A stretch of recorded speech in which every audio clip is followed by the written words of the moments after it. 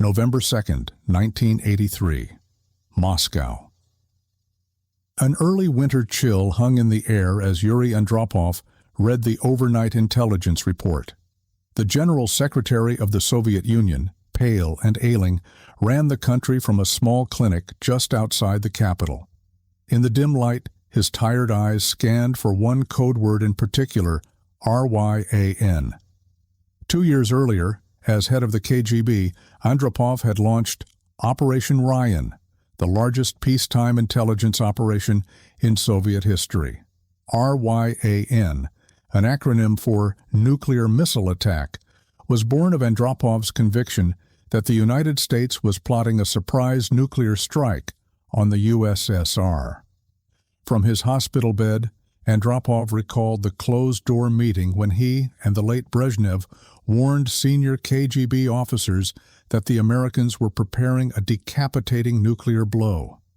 Many of his spies abroad had quietly scoffed at the idea. Surely even Washington wouldn't be so reckless. But none dared say so openly. Instead, dutiful agents reported every unsettling detail, no matter how trivial, that might foreshadow an attack. A late night at a NATO office, an unusual pattern of lights in government buildings, a sudden rush at a blood bank. All of it made its way into Andropov's dossier. The result was a vicious cycle of paranoia. Andropov's mandate to not miss the moment of enemy attack meant anything could be a warning. Now, on this cold November morning, the latest dispatches from KGB residencies across Europe told of something strange. Heightened activity on Western military bases, foreign officers curtailing their routines. Andropov's thin lips tightened. NATO was up to something. Far to the west, NATO was indeed up to something, but not what Moscow feared. In Belgium, the halls of Supreme Headquarters Allied Powers Europe, SHAPE, buzzed with preparations for an annual war game. Every autumn, NATO ran a series of exercises across Europe under the umbrella codename Autumn Forge. These drills rehearsed the unthinkable, a war with the Soviet-led Warsaw Pact. The final exercise of Autumn Forge was always the climax, a command post simulation to practice how NATO might respond as a conflict escalated to the nuclear threshold. This year's exercise was called Able Archer 83, scheduled for early November 1983. By design, Able Archer 83 would be a high-fidelity test of NATO's nuclear release procedures. It was supposed to be routine, yet this time, unbeknownst to its participants, Able Archer was about to play out in deadly earnest inside Soviet minds. Throughout late October, a massive series of Allied maneuvers set the stage. Under Autumn Forge, tens of thousands of NATO troops mobilized across Western Europe. At the height of Exercise Reforger 83, Return of Forces to Germany, over 16,000 U.S. soldiers were airlifted from bases in America to West Germany in complete radio silence. Jetliners streaked eastward in secret, disgorging men and equipment onto European tarmacs without a word over the air. To the Soviets, these movements looked like genuine war preparations. 40,000 NATO troops scurried around Western Europe, and armadas of transport planes darkened the sky, all under the guise of training. In Moscow, Andropov's KGB watchers dutifully ticked off their checklists of Ryan indicators, military alerts, mobilizations, unusual radio silences. Each indicator was another red flag that the feared surprise attack might be coming. Andropov had reason to be anxious. 1983 had already been a perilous year. In March, U.S. President Ronald Reagan had denounced the Soviet Union in unambiguous terms as the focus of evil in the modern world, the evil empire speech that rang in Soviet ears like a declaration of hostility. Just weeks later, Reagan unveiled the Strategic Defense Initiative, a futuristic anti-missile shield dubbed Star Wars. To Reagan, it was a defensive project, but Moscow saw a terrifying offensive edge. If the Americans could shoot down Soviet missiles from space, they might be emboldened to launch a first strike without fear of retaliation. The delicate balance of mutually assured destruction seemed at risk. Andropov publicly fumed that SDI threatened to upset the nuclear balance. Privately, he saw it as more proof that Washington was engineering conditions for a nuclear showdown. In KGB reports, the pieces all fit a grim puzzle. The U.S. was doubling its defense budget, deploying new missiles, and now seeking a shield against Soviet rockets. Perhaps the Americans truly were preparing to strike first. Then, all through that spring and summer, NATO probes tested Soviet nerves. American jets and warships edged up to Soviet borders in provocative maneuvers known as PSYOPS, psychological operations. In April, U.S. naval battle groups ventured into forbidden waters near the Kuril Islands and the Sea of Okhotsk, sensitive areas the Soviets had long claimed as their backyard. Soviet radars lit up with intruders. Fighters scrambled. By May, a rattled Andropov had issued a shoot-to-kill order for any unauthorized aircraft violating Soviet airspace. His instructions to the Red Army were clear: no more restraint. If the West was testing Soviet reactions, Moscow would respond with force. The margin for error was shrinking on both sides. The brinksmanship turned deadly on September 1, 1983. A Korean Airlines Boeing 747 Flight 007 strayed into Soviet airspace over the far eastern coast. Soviet air defense, on hair-trigger alert from months of incursions, mistook the lumbering jet for an American spy plane and ordered it shot down. 269 innocent lives were lost in the skies over Sakhalin, including a U.S. congressman. The world reacted in horror. President Reagan blasted the shoot-down as a massacre, an act of barbarism, by a society which wantonly disregards human life. In Moscow, even the staunchest generals felt a pang of dread. The incident inflamed anti-Soviet fury in the West, and Reagan's rhetoric sharpened to a razor's edge. To the Soviet leadership, it was as if a clock had sped up, counting down toward an inevitable confrontation. Late September, 1983. At a secret bunker outside Moscow, that countdown nearly reached zero without warning. Just past midnight on September 26th, the Soviet Oko early warning satellite system suddenly blared an alert. A computer-generated message flashed: launch. In the command bunker, duty officers stared at a screen showing one, then 5 intercontinental missiles purportedly arcing toward the USSR. Sirens wailed. Protocol dictated they inform the Kremlin immediately. These might be the opening salvos of the dreaded U.S. first strike. Yet one officer, Lieutenant Colonel Stanislav Petrov, hesitated. Something felt wrong. Why would the Americans attack with only a handful of missiles instead of an overwhelming barrage? As alarms shrieked, Petrov defied orders and delayed reporting the alert up the chain. Sweat poured down his face in the glow of the warning monitors. 5 minutes. 4. Still no radar confirmation of incoming warheads from ground stations. Could it be a false alarm? Petrov waited, heart pounding. Gradually, the computer blips disappeared. There were no missiles. The satellite had mistaken reflections of sunlight on clouds for rocket plumes. Petrov exhaled shakily, aware that in those tense minutes he had single-handedly averted a potential nuclear overreaction. The incident was quietly passed off as a technical glitch and hushed up. But the message was clear. 1983 was a year on the edge. One more mistake, one more misunderstanding, and catastrophe loomed. Against this backdrop, Able Archer, 83 began. On November 2, 1983, even as the Soviet Union was still reeling from the Cal 007 tragedy and the false alarm, NATO initiated its annual nuclear command post exercise. In theory, Able Archer was just a simulation, a war game. In practice, it would push the superpowers closer to the abyss than anyone realized.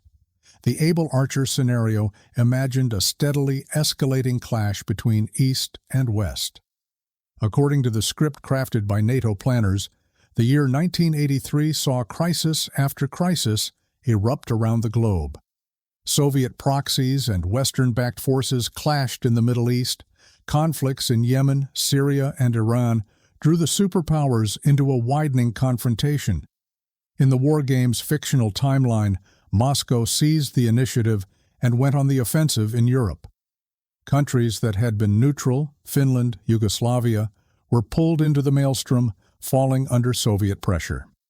By early November in the scenario, the stage was set for World War III. November 4, 1983. In the corridors of NATO's headquarters, officers followed the script as the crisis escalated to war. Reports came in, all simulated, that Warsaw Pact forces had launched a massive assault on Western Europe. Under cover of a chemical weapons barrage, Soviet armor divisions punched through the Fulda Gap, the historic invasion corridor, into West Germany. Panic swept NATO's front lines in the simulation. With conventional defenses crumbling and chemical agents choking their troops, Western commanders faced a grim decision. In the game, they prepared to do the unthinkable, request release of nuclear weapons to halt the Soviet onslaught. Through secure channels, NATO command signaled a shift to the highest alert status. As part of Able Archer's realism, the exercise included novel procedures to simulate the nuclear release sequence. Coded messages flashed between command bunkers, formatted in ways Soviet eavesdroppers had never heard before. At times, the lines fell ominously silent, radio blackouts intended to practice communication security. For the first time, NATO even simulated the involvement of top government leaders in the decision chain. Months earlier, exercise planners had floated the idea of President Reagan himself participating in Able Archer, a proposal ultimately deemed too risky and scrapped at the last minute. Still, the impression of authenticity was unprecedented. Western military commands drilled as if the bombs were truly about to fall. On air bases across Western Europe, ground crews went through the motions of nuclear war. At a base in England, a hulking B-52 bomber taxied out of its hangar carrying a mock payload, dummy warheads indistinguishable from the real thing. In West Germany, Pershing II missile units practiced moving from garrison to field launch sites under radio silence. These new Pershing II missiles, slated for deployment within weeks, could reach Soviet targets in 6 to 8 minutes, a fact that hung like a sword over Soviet leadership. In the Able Archer scenario, the Pershings would play a key role in NATO's response. At another airfield, NATO technicians carefully fitted training shapes of nuclear bombs onto the pylons of fighter bombers. To any observer, it looked as if live nuclear ordnance was being readied for launch, and indeed, Soviet observers were watching. All along the Iron Curtain, Soviet and Warsaw Pact intelligence units monitored NATO's every move in real time. For them, the Able Archer exercise was not routine at all. It was the perfect cover under which the West might actually attack. Weeks before, Soviet Minister of Defense Dmitry Ustinov had warned his Warsaw Pact counterparts that the new American missiles and aggressive exercises were means for a first strike, a decapitation strike, aimed at the USSR. To Ustinov and others in Moscow's inner circle, the idea of NATO hiding an actual nuclear launch behind a routine exercise was not far-fetched. It was expected. The KGB had even circulated lists of indirect indicators that the West was preparing for war, and high on that list were military exercises that mimicked real conflict. Able Archer 83 ticked every box. It was happening at a time of extreme tension. It involved unusual measures like radio silence and high-level officials. And now NATO forces were visibly transitioning to nuclear readiness in the game. In East Berlin, the chief of the KGB's Berlin residency received an urgent flash cable from Moscow Center on the evening of November 8, 1983. Decoding the terse instructions, he felt a chill run down his spine. The center warned that NATO forces had been observed going on high alert and that a nuclear attack on the Soviet Union might be imminent. Similar emergency telegrams went out to KGB offices in London, Paris, Washington, everywhere. The message was clear: this is not a drill. Operation Ryan was now in full effect. All residenturas were to report any and all evidence that the West was moving from exercise to real war. Telephones rang in safe houses and embassies across Europe as Soviet spies sprang to action. Double agents and informants were pressed for tidbits of NATO gossip. Were American commanders hunkering in bunkers? Had families of U.S. officers been quietly evacuated from bases? In West Germany, Stasi agents under KGB guidance watched U.S. barracks for late-night activity, checked if blood donors were being solicited, perhaps, to stockpile for war casualties, and noted the tempo of military radio networks. Each small report, normally mundane, now took on dire significance. The Kremlin's response was swift and drastic. If the Americans were indeed readying a nuclear blow, the Soviet Union would not be caught helpless. Defense Minister Ustinov ordered Soviet nuclear forces to a level of readiness just short of firing. In East Germany and Poland, where Soviet Air Force units stood closest to NATO, pilots were scrambled to their cockpits. At Rechlin Air Base in East Germany, ground crews rushed to load live nuclear warheads onto the Soviet Su-24 Fencer bombers on the line. Munitions officers nervously hoisted the heavy special weapons, something they had never done during an exercise before. Bomb-arming crews in Poland did the same, mating warheads to aircraft under fueling lights as night fell. The commander of Soviet Air Forces, Chief Marshal Pavel Kutakov, transmitted a chilling directive. All units were to achieve full combat readiness, including preparations for immediate use of nuclear weapons. The order rippled down through air regiments. Mechanics armed the nuclear strike packages, pilots waited in ready rooms in their flight suits, swallowing anxiety as they realized this was no ordinary drill. Simultaneously, Soviet strategic rocket forces went on heightened alert. In western Russia, the crews of some 70 SS-20 intermediate-range ballistic missiles, mobile nuclear missiles aimed at NATO targets, received coded orders to go to Razgortovanya, unfolding status. Trucks carrying the SS-20 launchers began to disperse from their bases into the forests, seeking the cover of camouflage nets. Warheads were unlocked and targeting sequences entered. These missiles, deadly and accurate, could obliterate NATO airfields and command centers across Europe in minutes. Now they were essentially a hair trigger away from launch, should the signal come from Moscow. Deep inside hardened silos in the Soviet heartland, crews of giant SS-18 intercontinental missiles double-checked their circuits and awaited further orders. The entire Soviet nuclear arsenal, over 11,000 warheads from ICBMs to submarine missiles to gravity bombs, was placed on a combat footing, ready to fire at a moment's notice. Years later, historians would write that the Kremlin put the entire state arsenal on maximum alert during those tense days. In November 1983, to the men and women in Soviet uniform, it certainly felt that way. Soviet submarines carrying nuclear missiles were not left out. Several ballistic missile subs of the Northern Fleet received orders and quietly slipped out of their ports into the frigid Barents Sea. Once in open ocean, they turned north. Their captains had secret instructions: go under the Arctic ice pack. Hiding under the ice was a wartime tactic. It made the submarines hard to track or destroy, ensuring they could launch their nuclear payloads in any surprise attack scenario. Now these subs prowled beneath the frozen expanse of the Arctic, virtually invisible to NATO's anti-submarine warfare patrols. The Soviet Navy's surface ships and anti-submarine forces, meanwhile, went on their own high alert along the northern and Baltic coasts, scanning for signs of NATO submarines or task forces that might be positioning for a first strike. On the ground, whole Soviet military districts bordering NATO were placed on heightened alert status. In East Germany, Czechoslovakia, and Poland, Soviet and Warsaw Pact armies quietly began dispersing from garrisons.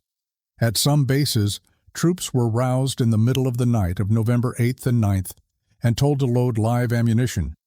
Tank regiments conducted engine warm-ups. Surface-to-air missile batteries switched on their tracking radars and calibrated missile guidance systems to wartime settings. The Soviet Third Shock Army in East Germany, the tip of the spear aimed at West Berlin, was reported to have pulled tanks out of maintenance and topped off fuel, ready to move at command. Entire divisions of Soviet troops waited with mounting tension in the forests and barracks of Eastern Europe. Up above, the Soviet Air Defense Force went on a war footing. Around the clock, operators manned the early warning radars that scanned the skies from Norway to Turkey. In those days, in early November, every blip on the radar screen was treated as potentially the first wave of incoming NATO missiles or bombers. Orders went out to prepare to execute the dead hand protocol if needed, the semi-automated retaliation system that would ensure Soviet missiles launched even if the leadership were decapitated.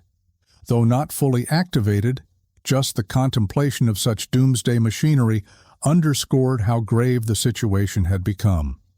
Andropov himself remained in the hospital clinic near Moscow, stricken by kidney disease, but he was very much in command this week.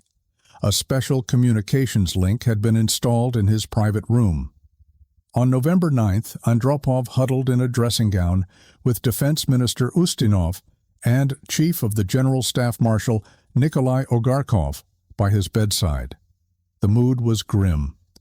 Medical equipment beeped softly in the background as generals spread maps and situation reports across a small table.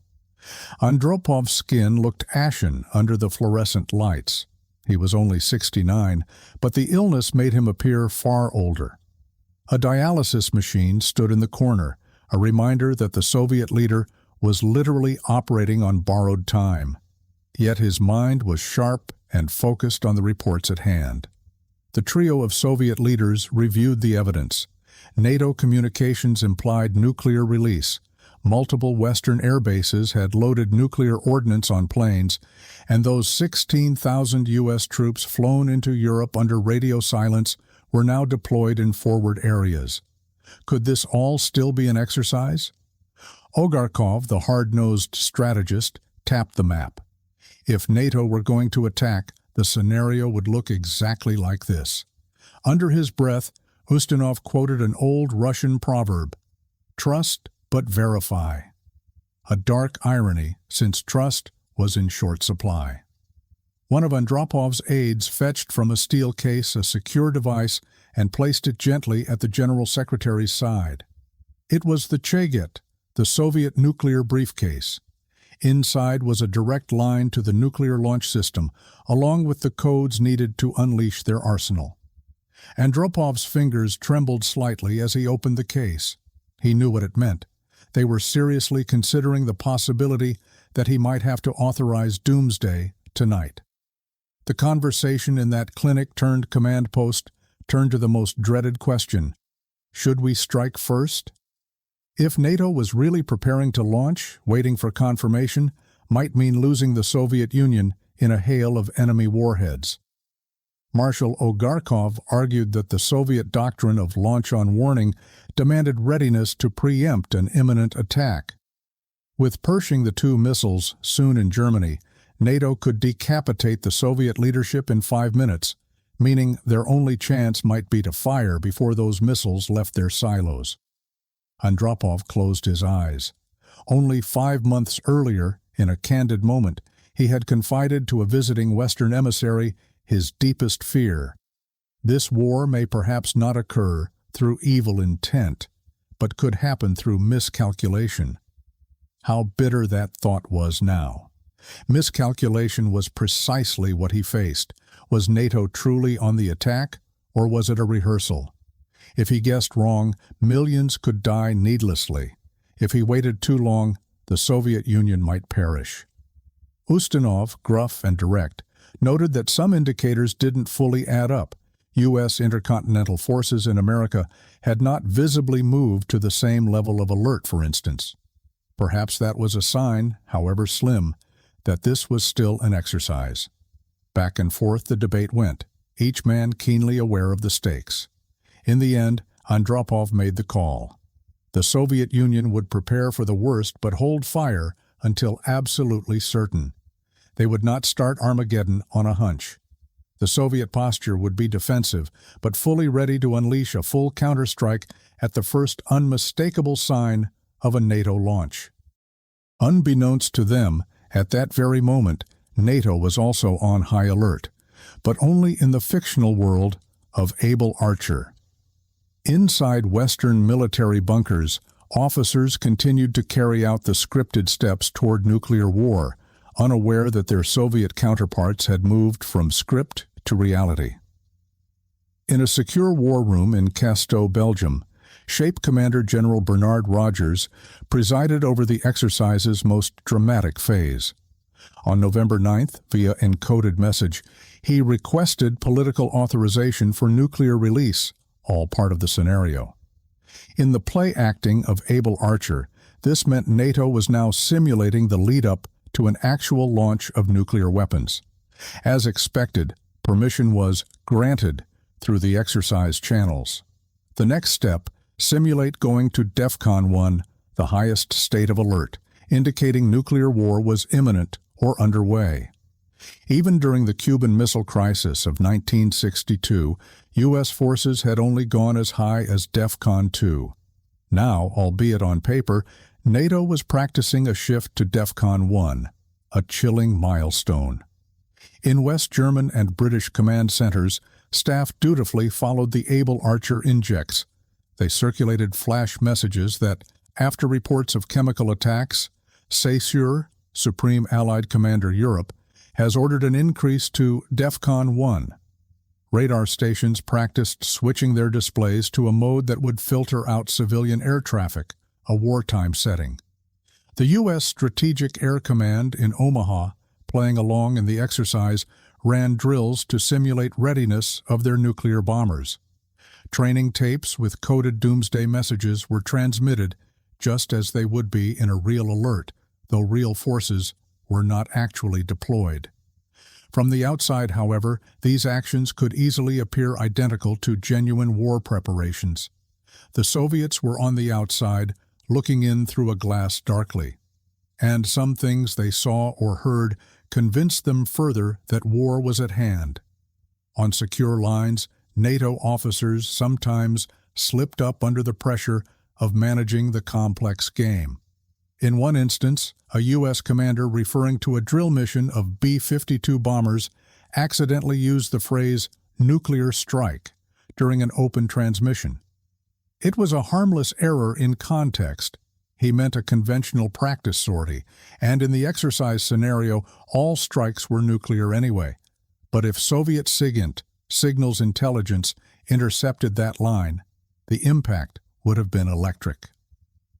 Unknown to NATO, the KGB did have ears on many communications channels. Able Archer's new unique format of messages and sudden radio silences were exactly the kind of anomalies the Soviets had programmed Ryan to detect.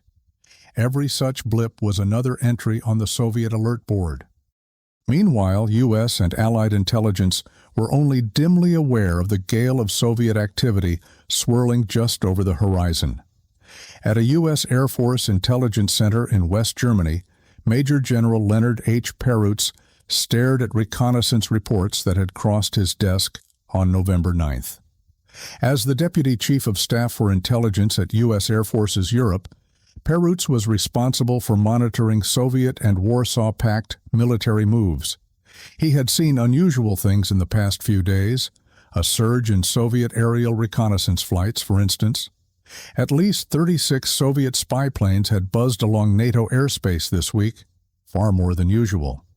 And now there were whispers from sources and electronic intercepts that some Soviet fighter units in East Germany and Poland had attached extra fuel tanks and even jamming pods to their aircraft, a configuration suggestive of preparing for long-range strike missions. One report went further, indicating those units might have loaded live nukes. Perroots furrowed his brow. No major Warsaw Pact exercises were scheduled. The Soviets seemed to be reacting to Able Archer, but were they overreacting or actually gearing up for war?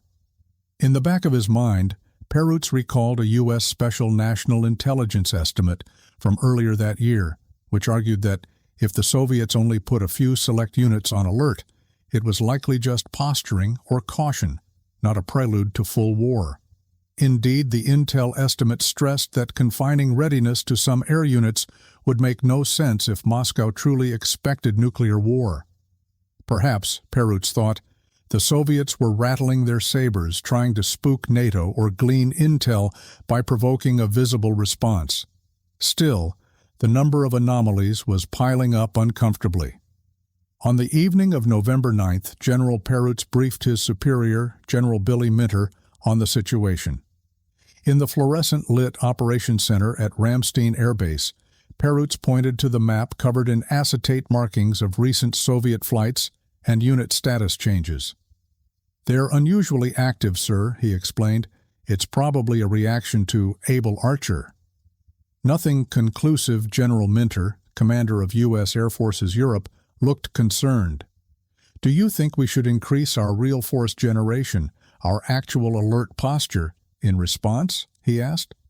It was the logical question. If the Soviets were moving to higher readiness, standard procedure might be for NATO to mirror that, to avoid being caught off guard. Perroots took a moment, weighing the sparse evidence. Raising NATO's alert unilaterally could be disastrously misunderstood. His gut feeling was that things felt tense, but not actual war tense, perhaps because he had no direct indication of Soviet ICBMs, strategic subs, or other full-court war prep. In truth, those were happening, but he lacked real-time insight. "No, sir," Perroots finally replied.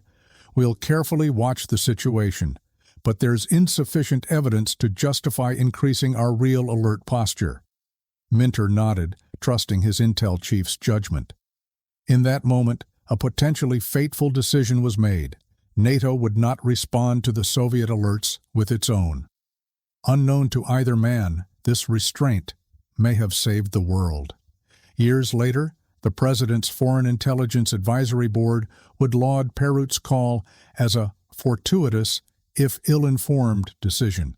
Fortuitous, because if NATO had suddenly scrambled nuclear-capable planes or raised its DEFCON status in reality, the Soviets might well have concluded their worst fears were true. And so, a paradoxical situation emerged.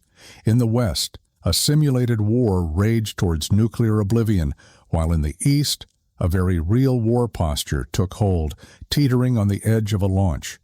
Each side was effectively playing out a mirror image of the other's nightmare. On November 10th, the Able Archer exercise neared its crescendo. In the scenario, NATO had authorized limited nuclear strikes to stave off defeat.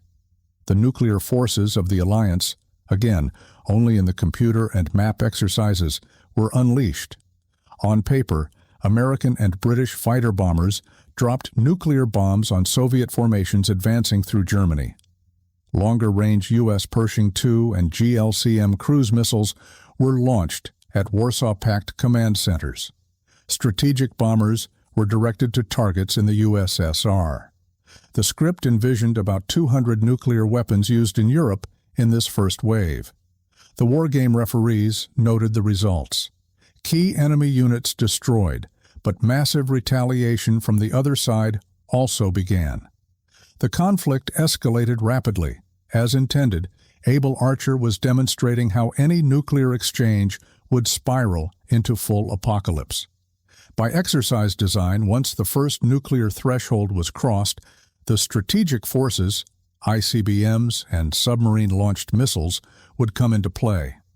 The clock was running out for the planet in the simulated timeline, but in the real world, a different clock was ticking. In those same hours, Soviet High Command tensely monitored NATO's actual posture for any sign that those simulated launches were turning into reality.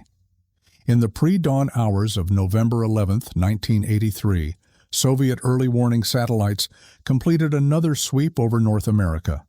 This time, unlike that terrifying night in September, they saw nothing amiss, no plume of missile launches. Radar stations in Siberia and along the Arctic also reported nothing inbound. The huge spike in Western radio traffic that had been detected through the week began to ebb. In fact, at Shape in Belgium, staff were terminating the Able Archer exercise as scheduled on November 11th. The last messages of the war game were sent, marking nuclear impacts and final moves, and then a silence fell as Allied commanders announced End EX, end of exercise, over secure lines. One by one, NATO officers took a breath and stood down from the intense week of role-play. For them, it was time to grab a coffee, maybe chuckle about the war that had just been won on paper, and head home for the weekend. For the Soviets, the first indication that Armageddon might not arrive that day was the stillness in the skies. No NATO bombers were actually streaking east. No missile contrails were rising from Western Europe or the Pacific. By midday November 11th, Soviet intelligence assessments cautiously noted that NATO's alerts, the real ones, did not seem to be progressing past a certain point. Perhaps some in the KGB and GRU ventured. This had indeed been just an exercise after all. The Soviet leadership, while relieved, was not about to dismiss the danger so quickly. A gradual stand-down was ordered. Over the course of November 11th and 12th, Soviet forces were instructed to step back from their wartime poise, but slowly, carefully. At the nuclear weapons storage sites in East Germany and Poland, technicians came back out to the flight lines and gingerly removed the live bombs from the wings of the jets. The SS-20 missile crews, who had spent sleepless nights in their camouflaged firing positions in the woods, were told to safe-code their warheads and return to garrison. Out at sea, the ballistic missile submarines lurking under the Arctic ice received encrypted orders to hold position but no longer prepare for immediate launch. In a day or two, they would be recalled to port. The monster Soviet SS-18 ICBMs remained fueled and ready in their silos. They were always ready. But the launch crews were likely allowed to step down from full combat standby. A collective exhale drifted through the ranks of the Soviet armed forces. The crews at the sharp end never knew exactly how close they came, but they knew something extraordinary had just happened. In the Kremlin, Andropov's sense of relief was tempered by lingering suspicion. Able Archer 83 had nearly been the perfect storm. As he recuperated in his hospital bed, Andropov brooded over how this exercise had mirrored his worst nightmare with uncanny fidelity. Perhaps NATO hadn't intended to attack now, but what about next time? The lesson he took was that the West truly might be ruthless enough to strike under cover of routine maneuvers. On November 14, 1983, the first business day after the Able Archer scare, the Soviet state newspaper Pravda ran a prominent article by Defense Minister Ustinov. In it, Ustinov thundered against NATO's recent war games, pointedly accusing the West of blurring the lines between exercise and reality. Their military exercises are becoming increasingly difficult to distinguish from the real deployment of armed forces for aggression, Ustinov wrote, leaving little doubt what he meant. It was a public admission of sorts. The Soviets had genuinely feared NATO might have been deploying for attack. On the NATO side, few initially realized anything unusual had occurred. The exercise umpires and participants filed their after-action reports with hardly a mention of Soviet reactions. The Cold War had many flare-ups, and this seemed no different. In fact, early intelligence evaluations in Washington dismissed any hints of Soviet panic as bluster, a propaganda ploy to try to restrain President Reagan's defense buildup. The CIA and Pentagon analysts noted some emotional and paranoid Soviet behavior, but largely believed Moscow was crying wolf to score political points. That was the comfortable assumption. The Kremlin was just posturing, nothing to see here. For a time, this complacency held.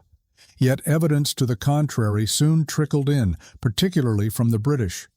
Oleg Gordievsky, a high-ranking KGB officer in London who was secretly working as a double agent for MI6, had witnessed the fear inside the KGB firsthand. On either November 8th or 9th, Gordievsky had seen a flash telegram from Moscow Center that spoke of an American nuclear countdown possibly having begun. The cable effectively warned that Able Archer might be the beginning of preparations for a nuclear first strike. To Gordievsky, it was clear the KGB leadership truly believed war was on the verge of breaking out. As he covertly passed this information to the British, Gordievsky emphasized how alarmed the center was. They thought Able Archer provided ideal cover for a sudden Western attack. This confirmation from a trusted source shook British intelligence. In late November and December 1983, reports made their way up to Prime Minister Margaret Thatcher that the Soviet war scare during Able Archer had been deadly serious. Thatcher, herself a fierce Cold Warrior, was taken aback by the extent of Soviet fear. This wasn't propaganda. The Russians really believed they were in mortal peril. She resolved to quietly alert the Americans. The Prime Minister instructed her staff to approach Washington urgently about the matter. NATO must find ways to reassure the Kremlin and avoid such dangerous misapprehensions in the future. Across the Atlantic, President Ronald Reagan remained largely unaware of the drama that had played out during the Able Archer week, until these reports from London and some U.S. intelligence retrospectives finally landed on his desk in the days after.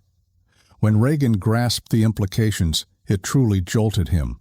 All this time, he had assumed that surely the Soviets knew America would never actually start a nuclear war. In his mind, the U.S. was the peace-loving side.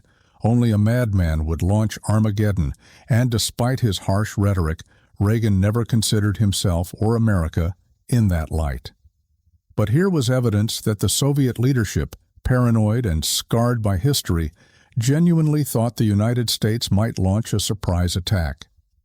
"We may have been at the brink of nuclear war and not even known it," admitted Robert Gates, the CIA's deputy director for intelligence, as he later reflected on those events. The realization deeply disturbed the president. On November 18, 1983, Reagan sat down at his desk in the Oval Office and wrote in his diary with uncharacteristic frankness, "I feel the Soviets are so defense-minded, so paranoid about being attacked," he noted, "that without in any way being soft on them, we ought to tell them no one here has any intention of doing anything like that." In the margin, he scribbled a rhetorical question born of frustration. What the hell have they got that anyone would want? Reagan was incredulous that the Kremlin could believe the U.S. would risk everything for a first strike. And yet Able Archer had proven they did believe it, at least for those frightful few days. Thus, the war scare of 1983 planted a seed of change. In the months that followed, Reagan moderated his tone and sought dialogue, and the Soviet leadership, after Andropov's passing in early 1984, eventually found a partner in Reagan who was more willing to reassure and negotiate. Both sides had peered into the abyss of miscalculation and were chastened by how close they'd come without even consciously choosing to. Years later, Soviet General Secretary Mikhail Gorbachev would remark, "Never, perhaps, in the post-war decades, has the situation in the world been as explosive as in the first half of the 80s, and the Cuban Missile Crisis veteran, American diplomat Paul Nitze, would concede that Able Archer 83 was at least as dangerous as 1962, if not more so, precisely because neither side fully realized it at the time." Back in November 1983, however, there were no such retrospectives, only the quiet sighs of relief and the racing heartbeats gradually slowing down. The world had come to the brink of nuclear annihilation in those early November days, largely unwittingly. Able Archer 83, intended to be a routine exercise, had nearly turned fiction into reality through a cascade of mistrust and nervous misinterpretation. In the end, disaster was averted by a few fortuitous choices, a few skeptical minds, and sheer luck. The exercise ended on November 11th without incident. Western troops packed up their gear and went home. Soviet forces stood down from their secret alert. The autumn clouds over Europe drifted by, unperturbed, as if nothing had happened. But something had happened. In Moscow's archives and Washington's classified postmortems, the magnitude of the near miss slowly came to light. Future generations would comb through those records in astonishment, learning that a war nobody wanted, a war that could have erased cities in a day, almost ignited by mistake in 1983. For those tense hours, the fate of civilization hung by the thinnest of threads, and then, mercifully, the thread held. The superpowers stepped back, blinking, from the precipice they hadn't fully realized they were on. Able Archer 83 passed into history, a frightening lesson in the dangers of misunderstanding, and a sobering reminder that when nuclear forces go on high alert, even a war game can become deadly real.